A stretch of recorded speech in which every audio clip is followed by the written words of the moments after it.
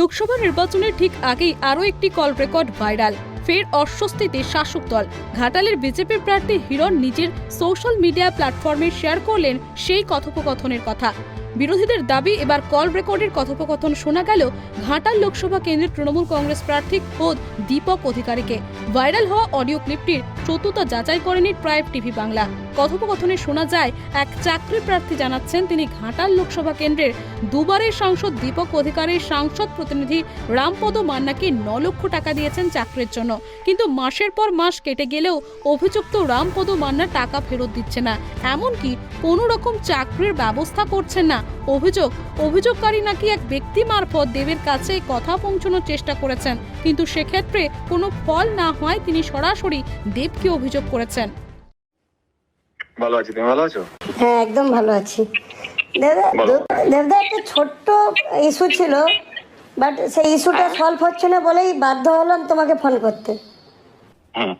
ইস্যুটা হলো যে রাম আমার কাছ থেকে একটা টাকা নিয়েছিল 9 লাখ টাকা, এবং সেটা আমি সায়ন্তনকেও বলেছিলাম যে সায়ন্তন ও টাকাটা নিয়েছে চাকরি দেওয়ার জন্যে, না চাকরি দিচ্ছে না টাকা দিচ্ছে। তো সায়ন্তনও ওকে বলেছিল রামকে, তো তারপরে কিছু রেজাল্ট এলো না। দেখো দেবদা, একটা কথা বলি, আমার কোনো পলিটিক্যাল মোটিভেশন নেই, আমি কোনো এবারে সেইটা হলো, আমি তখন ফোনটা অ্যাড্রেসও করলাম, তখন কথা যখন বলছি ডেফিনেটলি আমি একটু গুরুত্ব দিচ্ছি। ঠিক, আর আমার ব্যাপারে একটু জেনে নেবে দাদা, যে আমি কোনো পলিটিক্যাল মুভমেন্টে কোনোভাবে ডাইরেক্ট ইনডাইরেক্ট কোনোভাবে জড়াই কিনা, এটা আমার অভ্যেস নেই। আমি বিশেষ করে খাই। বুঝে গেলাম।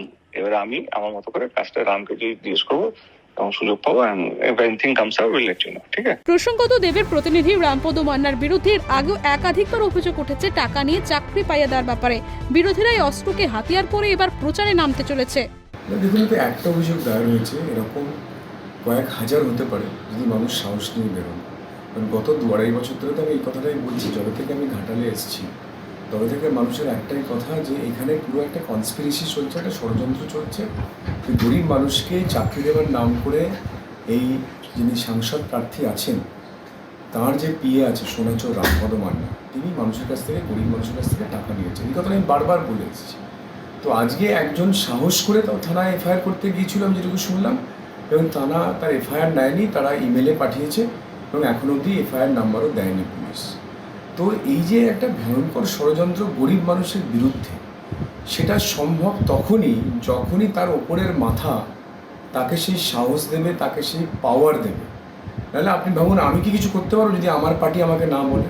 যদিও দেব এই প্রসঙ্গে বলেন, নির্বাচনের আগেই ধরনের প্রচার করে দলকে অস্বস্তিতে ফেলার চেষ্টা করছে কেউ বা কারা। তিনি কোনো মহিলার সঙ্গে এই ধরনের কথাবার্তা বলেননি, যা ওই কল রেকর্ডে শোনা যাচ্ছে। দেখুন, এবারে আমার তো কোনো মনে পড়ছে না, এবং আমি তো বলেছি এটা দেখবো, দেখে আমি দেখেছি এটা কোনো টাকা কোনো ব্যাপার ছিল না। আমার সঙ্গে কথা হয়েছে, পরে তাকে জানিয়েছিলাম যে লোকটা বলেছে, যে লোকটা এবং যেটাকে নিয়ে যদি এত নোংরা রাজনীতি, মানে এটাকে যদি জেতার যদি অস্ত্র করা হয়, খুব দুঃখজনক। মানে রাজনীতি কোথায় নেমে গেছে। যে কণ্ঠস্বরটা মহিলার বলা হচ্ছে, ওটা কি মহিলারই কণ্ঠস্বর না? বলা হচ্ছে মহিলা, কিন্তু আমি তো কোনো মহিলার সাথে কথা বলিনি। আমার তো কোনো মনে পড়ছে না কোনো মহিলার সাথে আমি কথা বলেছি। যদিও অভিযুক্ত রামপদ মান্নার দাবি, অভিযোগকারীকে তিনি চেনেন না, ক্যামেরার সামনে গোটা বিষয় এড়িয়েও যান তিনি। আমি আমার কাছে কোনো খবর নেই, আমি জানি না কেন হচ্ছে এরকম।